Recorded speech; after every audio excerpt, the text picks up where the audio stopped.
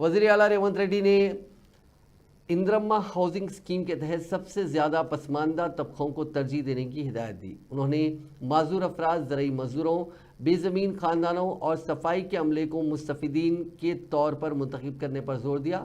جمعے کی شام اپنی رہائش گاہ پر اسکیم پر نظر ثانی کے دوران وزیر اعلیٰ نے ہدایت دی کہ پہلے مرحلے میں ان مستحقین پر توجہ دی جائے جو پہلے سے زمین کے مالک ہیں اور تاخیر سے بچنے کے لیے مناسب اقدامات کیے جائیں۔